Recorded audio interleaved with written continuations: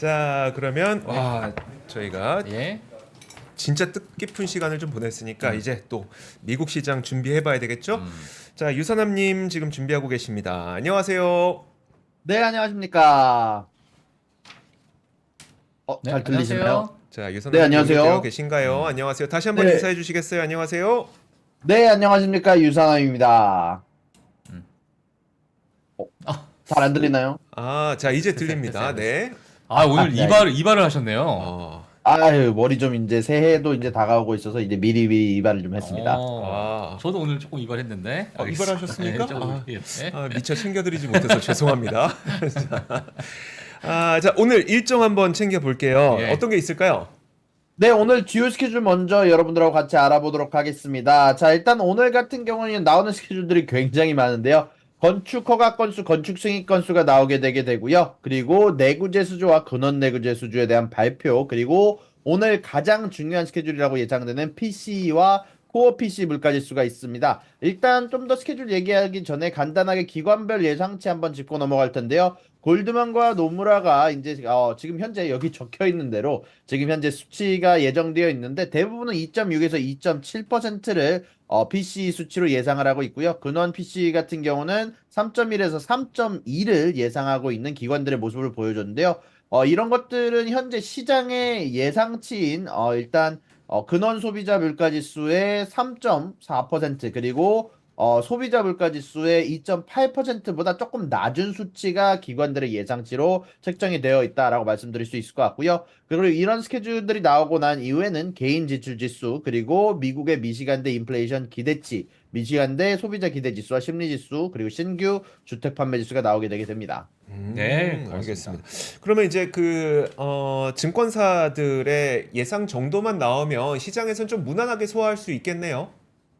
네, 일단은 아마 증권사들이나 기관들의 예상치대로만 나와준다면 개인적으로 생각했을 때 일단은 시장 쪽에서 싫어할 이유는 없어 보입니다.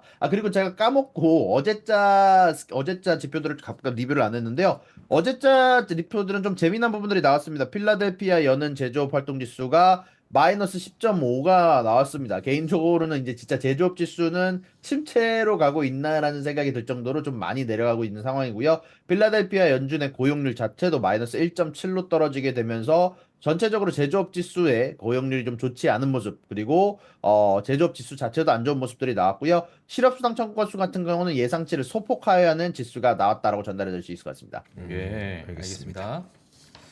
자, 다음 소식 넘어가기 전에 저 개인적인 질문 하나 있습니다. 유선남님은 핑크색을 좋아하십니까? 저는 일단 누가 사준 걸 입는데 다들 핑크색을 자주 사준 줄 보고 있어요. 이제 알겠습니다. 자, 앙골라가 오펙을 탈퇴하겠다고 선언해서 참 이게 무슨 일인가 싶거든요.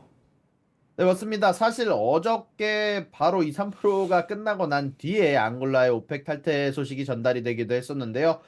정확히 얘기하면은 이제 오펙 석유 수출 기구의 탈퇴를 선언을 했는데 몇 번 내부 분열이 일어나고 있다라고 언급드리긴 했지만 이렇게 바로 탈퇴까지 나올 거라고 생각을 못했는데요. 근데 이 문제를 가지고 애널리스트들의 반응은 일단 두 가지로 나뉘고 있습니다. 유가에 별 의미가 없다라는 쪽과 그리고 이런 것들이 장후에 나중에 추가적으로 유가에 영향을 줄 거다라고 생각하는 쪽이 있는데 개인적으로 생각할 땐 둘 다 맞는 말인 것 같습니다. 단기적으로는 커다란 압박을 주지 못하겠지만 장기적으로는 오펙과 유가에 커다란 압박을 줄 것 같은 소식이 전달이 됐는데요. 앙골라는 일단 기본적으로 지금 당장 생산을 증가시킬 여력이 없다 보니까 추가적으로 뭐 유가 관련해서 생산의 추가적인 부분들을 줄기는 좀 어렵고요.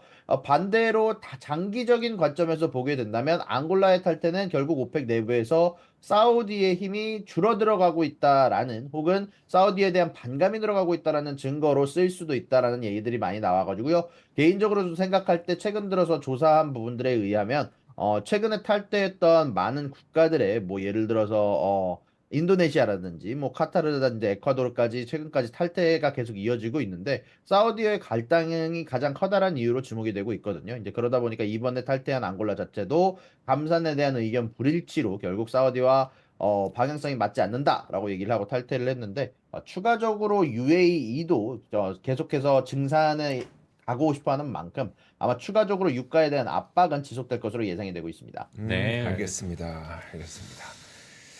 지난번에 이제 오펙 플러스 회의를 보니까 앙골라만 반대를 했었어요. 앙골라랑 나이지리아였다. 네. 이게 맞아요. 두 국가가 좀 두 그랬었죠. 국가만 반대했고 네. 나머지는 이제 뭐 좀 합의하겠다 이런 얘기가 그래서 있었는데 그래서 그랬었잖아요. 그러니까 그래 너희 그럼 감산 너희는 빼줄게. 음. 막 이런 국가도 있었고 했습니다. 근데 어쨌든 결국 앙골라가 탈퇴를 오펙 했다. 탈퇴를 했다. 예. 사실 저는 이게 좀 걱정됐던 이유가 그러면 이제 앙골라는 내 맘대로 그럼 증산할 거야. 이게 걱정됐었던 건데 그러면 유가가 또 급격하게 하락할 수 있으니까. 근데 예. 유선남님께서 말씀해 주셨던 거는 생산 그 캐파 자체가 좀 제한돼 있기 때문에 아주 많이 늘리지 못한다라는 이야기까지 좀 해주셨고요. 네. 자, 다음 뉴스는 자, 지금 이게 좀 우리나라에서도 굉장히 뜨거운 이슈였었는데 중국에서 추가적인 게임 규제를 내놨어요. 네, 맞습니다. 현재 중국 주식들이 급락하는 소식들이 어제 전달이 되기도 했었고, 한국 쪽에서도 굉장히 많이 주목하는 이야기가 발표가 되기도 했었는데요. 일단 이런 부분들 관련해서 중국 쪽에서 초강력 게임에 대한 규제책을 내놨습니다. 일단 중국 내부에서 사람들의 게임 중독을 치료하겠다라는 목적으로 발표가 됐고요. 이번 정책의 주요안은 게임 안에서의 강제 전투 혹은 자동 전투를 금지하고 1일 로그인, 최초 충전, 연속 충전 등등의 보상 금지, 충전 한도 설정 및 규정 공지, 그리고 불합리한 소비에 대한 팝업으로 경고, 경매 등을 통한 게임 아이템 거래 금지 등이 사실상 추가되게 되면서 이 위에서 나오고 있는 게임 컨텐츠들은 사실 대부분의 핸드폰 게임들이 주력으로 밀고 있는 컨텐츠다 보니까 사실 중국 내 대형 게임사들의 주가가 일제히 급락했다는 소식이 전달이 됐는데요. 대형 게임사 중 하나인 텐센트의 주가는 전일 대비 14% 하락을 했고요. 네지즈는 26%, 비리비리는 10%가량 하락했다라고 소식이 전달이 되기도 했습니다. 저는 사실 최근에 이제 중국 관련해서 기사를 좀 보는데 네. 지속적으로 이제 시진핑 주석이 외국인들 또 외국 기업에게 야 중국에 와서 좀 투자 좀 해라. 직접 투자. 직접 네, 투자해라. FID. 내가 이렇게 많이 도와줄게. 그걸 몇 번 얘기했잖아요. 그렇죠. 사실 이런 것 때문에 투자를 못 하는 거거든요. 사실. 불확실해서 어떻게 투자합니까? 그러니까요. 네. 예. 이런 규제, 갑작스러운 규제, 어떤 뭐 산업을 옥죄는 뭐 이러한 것들을 이제 어떻게 또 불똥이 튈 수 있을지 모르니. 그럼요. 모르. 제가 정작 기업이면 진짜 중국에 딱 예. 직접 투자하려고 돈 싸들고 이제 들어갔어요. 법인 세웠어요. 예. 근데 규제가 들어와. 그러니까요. 이런 불확실성이 그러니까 어떻게 투자를 탈중국이 일어날 수밖에 없는 네. 상황이 계속 일어나는 거죠. 뭐. 예. 하여튼 그렇습니다. 그렇게 보여집니다. 예. 자, 그리고 다음 뉴스 한번 볼까요, 유선남님? 네, 다음 뉴스는 미중 관계에 관련해서 좀 얘기를 해드릴까 하는데요. 사실 최근 들어서 나오고 있는 뉴스가 또 심상치가 않습니다. 어제자 기준으로 중국의 시진핑 주석이 갑작스럽게 미국 바이든 대통령에게 우리는 무조건 대만을 통일할 것이다라고 얘기를 했던 기사가 뜨기도 했었는데 그 이후에는 바로 나오게 된 게 지난달 미국 샌프란시스코 미중 정상회담에서 나눴던 이야기 중 하나가 바이든 대통령이 첨단 반도체를 넘어서 범용 반도체까지 규제를 검토하고 나섰고, 그리고 추가적으로 중국 전기차에 대한 관세 인상을 검토한다라는 얘기가 나왔고요. 그리고 추가적으로 중국 쪽에서는 여기에 대해서 반격을 예고하는 드론과 생명공학 기술을 통제하겠다. 추가적으로 우리들의 히토류를 수출하지 않겠다라고 얘기를 한 것으로 나오고 있습니다. 예. 참 좋아지기는 힘들 것 같습니다. 예. 예, 그 트럼프 대통령이 무슨 카드를 쓸지, 그러니까 중국에 대해서 무슨 카드 내지는 이제 캠페인 선언을 쓸지를 사실 우리가 모르질 않잖아요. 이 관세 부분에 있어서. 예. 그래서 선빵을 친 게 아닌가. 근데 알겠습니다. 중국 전기차의 관세 인상을 검토한다. 뭐 어떻게 하겠다는 건지 잘 모르겠습니다. 예. 그러니까 유사님이 구체적으로 이제 어떻게 하겠다는 게 아직 안 나온 거죠. 이제 막 검토를 시작한다 이런 얘기니까요. 네, 일단은 제가 읽은 기사에서 디테일하게 적혀 있지는 않았고요. 그냥 간단하게 추가적인 전기차의 관세 인상을 검토한다라는 소식만 적혀 있었기 때문에 만약에 더 디테일하게 나오는 부분들에 대해서는 알려드릴 텐데요. 일단 제가 알고 있는 부분만 조금 전달을 해드리면 일단은 3천억 달러에 해당하는 중국 제품에 대해서 내년 초에 관세 인상을 검토한다라고 얘기가 나왔고요. 그리고 100여 개 기업에 대해서 범용 반도체에 대한 중국 기업의 반도체를 사용하는 부분들에 대해서 조사를 한 후 중국산 범용 반도체에도 추가적인 관세를 부과를 할 수 있다라고 얘기가 나왔고요. 그리고 중국의 지분의 20%, 25% 이상 넘는 회사들은 뭐 다들 아시다시피 전기차 보조금을 받지 못한다라는 것은 이미 전달이 되기도 했었죠. 네, 그렇죠. 알겠습니다. 음. 좋습니다. 자, 네. 그리고 다음 뉴스는 자, 인수합병 뉴스가 있습니다. 헬스케어 쪽에서요. 네, 맞습니다. 현재 카로나 테라퓨틱스가 장외에서 어마어마하게 상승을 하고 있는데요. 그 이유는 브리스톨 마이어스 스퀴브가 자신들의 제약 포트폴리오를 크게 확장하기 위해서 카로나 테라퓨틱스를 총 140억 달러에 인수를 한다라고 발표를 했습니다. 오늘 확정된 거래는 추가적으로 수십억 달러의 매출을 끌어올릴 수 있는 카로나의 유망한 정신분열치 치료 약인 카트 XT를 중심으로 이루어졌다라고 얘기가 나왔는데요. 일단 전체적으로 이번 인수는 브리스톨 마이어스가 갖고 있는 기존 치료제들이 몇 개가 있는데 그것들에 대한 특허 완료가 임박함에 따라서 사실상 이런 정신불량증 치료 약물에 대한 포트폴리오를 강화하기 위해서 최근에 있었던 여러 경쟁 업체들의 구도를 삽바하기 위해서 추가적으로 회사가 강력한 수입원을 가지고 왔다는 소식이 전달이 되게 됐습니다. 네, 알겠습니다. 네. 자, 저는 넘어가기 전에 네. 유사님 어차피 이제 그 우리 시장 움직임들을 많이 살펴보시니까 음. 제가 보기에는 유선남님 내년에 헬스케어 업종을 기대하시는 분들이 좀 많이 보이거든요. 미국 현지에서 보시기에도 좀 그렇습니까? 어떻습니까? 일단은 최근에 뭐 헬스케어 쪽이 많이 올라오기는 했었는데, 근데 개인적으로 생각할 때는 조금 최근에 많이 올라온 측면들이 좀 있어서 다들 아시다시피 제약회사들 중 이제 노보노디스크라든지 아니면 음, 몇몇 회사들이 다이어트 약으로 어마어마하게 튀어오른 부분이 있어서 어디에 투자하시는 부분이 중요할 것 같고요. 사실 문제는 다이어트 약은 약간 이번 해에 반도체 같은 느낌이 들거든요. AI 관련해가지고 엔비디아가 어마어마하게 튀어오른 것처럼 사실 내년까지도 다이어트 약에 관련된 광풍은 이어질 것 같은데 문제는 그 상황 안에서 결국 유동성이 충분하냐 안 충분하냐가 더 중요할 것 같기는 합니다. 만약에 유동성이 충분하다면 추가적으로 이렇게 지속적으로 이런 제약 회사주들이 혹은 추가적으로 더 올라갈 가능성이 있지만 문제는 이런 멀티플들이 적용되는 거는요. 높은 음, 유동성에서만 적용이 되는 부분들이 좀 있거든요. 네. 만약에 멀티플들이 낮아지는 상황, 경기 침체, 경기 둔화가 좀 들어오게 된다면 제약회사들은 추가적으로 악재를 가져갈 수 있는 멀티플이 낮아진다는 악재를 가져갈 수 있는 부분들이 있다라고 생각이 좀 돼서 만약에 여러분들이 내년에도 주식시장에 좋을 것 같다. 금리 인하가 일찍 나와서 연착륙 열심히 하고 우리들은 뭐 열심히 뭐 유동성을 즐기면 될 것 같다라고 생각을 하시면 굉장히 좋은 제약회사 포트폴리오를 가져갈 수 있을 것 같고요. 만약에 그게 아니라 경기 침체가 올 것 같다. 그러면은 추가적으로 멀티플이 높은 회사들이나 아니면은 은행들은 조금 자제해야 되는 부분들이 좀 있지 않을까라고 생각을 합니다. 네, 알겠습니다. 알겠습니다. 자, 그리고 네. 음, 또 테슬라 뉴스가 나왔네요. 네, 예. 오늘 또 핫하지 않았습니까? 예, 테슬라가 이제 배터리 공장을 위해서 중국 상하이 땅을 인수했다라는 뉴스가 나왔습니다. 어떤 소식일까요? 현재 중국 국영 언론에 따르면은요, 미국 전기차 제조업체인 테슬라가 이제 중국에서 에너지 저장 배터리를 생산하는 계획을 위해서 금요일 날 상하이의 새 공장 부지 인수 서명식을 진행했다라는 소식이 전달이 되기도 했고요.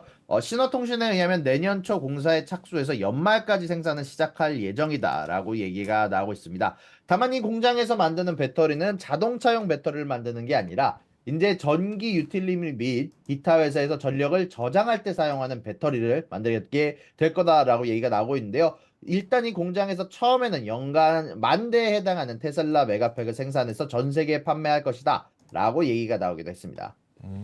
네, 알겠습니다.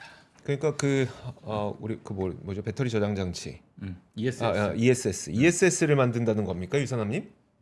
네, 맞습니다. 일단은 전기차 관련된 부분들은 아니고요. 다들 아시는 이제 테슬라의 메가팩이라든지 아니면 태양열 관련한 전지를 좀 만드는 게 아닐까라고 생각이 좀 되네요. 네, 알겠습니다. 자, 그 다음에 트위터. 지금 이제 X죠. X가 이제 금융 플랫폼으로 만들 것이다라고 이제 일론 머스크가 이야기를 했는데, 이 소식 좀 부탁드리겠습니다. 네, 현재 일론 머스크가 캐시우드와 따로 인터뷰를 진행했다라는 소식이 전달이 됐는데요. 일단 이런 부분들 관련해서 나왔던 얘기가 현재 일론 머스크 같은 경우는 자신의 플랫폼인 X를 조금 더 커다란 뇌에 해당하는 금융 플랫폼으로 만들고 싶다라고 소식이 전달이 되기도 했습니다. 일단 이런 부분들 관련해서 일단 각자의 사람들이 이 X라는 시스템에, 트위터라는 시스템에 자신들의 의견을 제시하고 이런 것들을 이용한 집단 지성, 집단 의식을 만들어서 집단 AI 같은 느낌으로 이런 것들을 이용한 금융 플랫폼으로 전환하기를 바란다라고 소식이 전달이 되기도 했습니다. 네, 알겠습니다. 자, 그리고 네. 와, 이거 좀 제목부터가 굉장히 좀 자극적인데 은행들 현금이 부족하다? 이게 어떤 뉴스입니까? 사실 많은 분들이 아시는 BTFP라는 프로그램이 있습니다. 이제 Bank Term Funding Project라고 하는데 프로그램이라고 하는데 일단 이런 부분들 관련해서 예전에 SVB가 붕괴하게 되면서 그 당시에 은행들이 현금이 부족하니까 자신이 가진 채권을 맡기고 1년간 액면가에 해당하는 돈을 빌릴 수 있는 프로그램이 있는데요.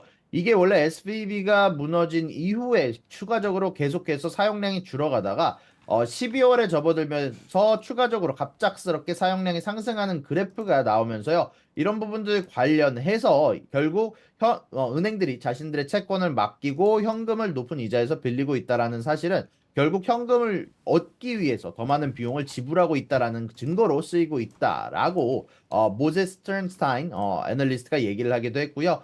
일단 지금 나오고 있는 부분들에 대해서 여러 의견이 있기는 하지만 일단 공통적으로는 현금들이 은행 쪽에서는 아직 부족하다. 그리고 이런 부분들이 아마 파월이 조금 더 일찍 움직임을 만들게 아닐까. 파월이 조금 더 비둘기적인 움직임을 만들게 한 게 아닐까라고 의견을 제시하기도 했습니다. 네, 알겠습니다. 그리고 자, 네, 네, 트럼프 관련된 뉴스인데, 자, 트럼프가 지금 미시간 관리들에게 압박 녹음을 했었다라는 것인가요? 이거 어떤 소식인가요? 네, 사실 오늘 재미난 소식들이 정치권에서 좀 나왔는데요. 음. 사실 트럼프 전 대통령 같은 경우는 이미 콜로라도에서 후보 등록 금지 조치가 나온 상태인데요. 예. 일단 이런 가운데 안에서 트럼프의 전직 변호사인 루디 줄리아니가 연방 판사로부터 명예훼손 판결로 인해서 두 명에게 즉시 1억 5천만 달러에 해당하는 금액을 지불해야 된다라고 판결이 났는데 그렇고 나서 하루 만에 파산 신청을 했는데 그러고 나서 재미난 소식이 디트로이트 뉴스를 통해서 전달이 됐습니다. 디트로이트 뉴스 같은 경우는 트럼프가 이제 말을 했던 2020년 11월 17일 전화 통화에 오디오 녹음을 입수를 했는데요. 이런 부분들 관련해서 추가적으로 가장 중요하게 나온 내용은 트럼프가 스윙 스테이트에서 바이든이 승리를 했다라는 부분에 대해서 개표를 추가적으로 인증을 차단하고 공식 문서에 대한 서명을 보류하도록 팔머와 하트먼한테 압박을 가한 사실이 사실상 이 녹음을 통해서 증거로 채택되기도 했고요. 일단 뉴스에 따르면 트럼프는 두 사람이 이미 합법적인 결과를 인증하기 위해서 투표를 했음에도 불구하고 문서에 서명하지 말아라. 자, 우리들이 졌다라고 서명하지 말아라. 라고 압박을 주었다라고 이야기가 포함이 되어 있다라고 얘기가 나오기도 했습니다. 네. 아이고 참 여러 가지 잡음이 좀 있네요. 또 트럼프 같은 경우에. 야, 내년 대선이 정말 어떻게 될지 정말 좀 궁금한 그러한 네. 상황인 것 같아요. 자, 그다음에 회사별 이야기 좀 부탁드리겠습니다. 네, 일단 오젬픽 관련해서 좀 재미난 얘기가 있는데요. 가짜 오젬픽이 현재 기승을 부린다라는 소식이 전달이 되기도 했고요. 이를 통해서 FDA 쪽에서는 이런 부분들 관련해서 지금 일련 번호를 빠르게 체크하고 현재 일어나고 있는 니들에 대한 이제 모양새가 좀 다른가 봐요. 가짜 오젬픽이 이번에 대량으로 이번에 적발이 됐다라는 뉴스가 떴고요. 그에 따라서 오젬픽 관련해서 각자 약국들, 각 모든 마켓들에게 다시 한 번 더 일련 번호를 조사를 하라라고 얘기가 나오고 있고요. 넷플릭스 같은 경우는 디지뱅크를 통해서 투자 의견에 대한 하향 조정이 있었고요. 나이키 같은 경우는 TD 코엔을 통해서 투자 의견 하향 조정이 있으면서 129달러에서 104달러로 목표 주가가 하향 조정되는 불화를 겪기도 했습니다. 예, 알겠습니다. 알겠습니다. 자, 오늘 사실 뭐 나이키가 오늘은 투자 의견 TD코인에서 투자 의견 하향 조정을 했지만 나이키 실적 발표가 또 나오면서 이러한 뉴스가 좀 나온 것 같은데 네. 이제 뭐 저희 실적 발표 어제죠. 뭐 저희 카니발과 나이키를 또 유사님께서 말씀을 해주셨기 때문에 자, 오늘 카니발 실적 발표 어떻게 나왔습니까? 네, 일단 카니발 같은 경우는요. 일단 실적 발표가 나쁘지 않게 나왔습니다. 일단 전체적으로 예상보다 높은 매출, 예상보다 높은 EPS를 기록을 해줬는데요. 가장 중요한 건 예약에 대한 볼륨이 사실 블랙 프라이데이와 사이버 먼데이 때 있었던 예약 볼륨이 올타임 하이 가장 높은 수치를 기록했다라고 얘기를 할 정도로 아직까지는 여행에 대한 수요가 강력한 것으로 나오고 있고요. 그리고 이런 부분들 관련해서 추가적으로 장외에서 주가가 상승하는 모습이 관찰이 되기도 했습니다. 나이키 같은 경우는 반대입니다. EPS와 매출 자체는 좋았지만 문제는 중국에 대한 매출이 좋지 않은 것으로 보입니다. 현재 주가가 장외에서 10%가량 하락하고 있다는 소식이 전달이 되기도 했고요. 일단 이런 부분들 관련해서 나이키는 이런 소식 말고도 추가적으로 자신들이 감원을 할 거다라는 것을 예고를 하기도 했습니다. 약 2빌리언 달러에 해당하는 자신들의 운영비를 줄이기 위해서 추가적으로 이제 인원들을 감원한다라는 소식이 전달이 되기도 했다 보니까 투자자들 입장에서는 전체적으로 안 좋은 소식들이 많았다라고 전달해 드릴 수 있을 것 같습니다. 알겠습니다. 알겠습니다. 사실 뭐 최근에 감원 소식이 나오면 주가가 오르더라고요. 주가가 올라가는 기업들이 상당히 많았는데 예, 근데- 나이키는 또 반대로. 가이던스가 너무 안 좋았던 거죠. 예. 미래가 불투명하다. 그러니까요. 이런 인식을 주다 보니까 예. 나이키는 오히려 굉장히 급격하게 좀 하락하는 현상이 나타나고 있습니다. 자, 중국 수요에 대한 의구심이 여전히 남아 있는 거고요. 자, 혹시 유산남님 더 덧붙여 주실 이야기가 있을까요? 일단은 뭐 제가 말씀드릴 거는 다 말씀드린 것 같은데 사실 지금 내구재 수주와 아마 PC 물가 지수가 나오지 않았을까 하는데 지금 보고 있는데 내구재 수주 데이터가 예상보다 굉장히 높게 나왔네요. 아마 시장에서는 안 좋게 받아들일 만한 여지가 있는 것 같고 반대로 물가 지수 자체는 예상치보다 조금 낮게 나온 것으로 보입니다. 일단 정확한 업데이트가 되시면은 두 분께서 아마 리뷰를 해주실 테니까 저는 여기서 마무리 짓도록 하겠습니다. 네, 네. 고맙습니다. 알겠습니다. 네. 자, 그러면 오늘 유선남님과 함께하는 시간은 여기까지 하도록 하겠습니다. 유선남님 저희 이제 오늘 끝나면 크리스마스까지 휴일이니까 자 유선남님께서도 좋은 시간 보내시길 바랄게요. 고맙습니다.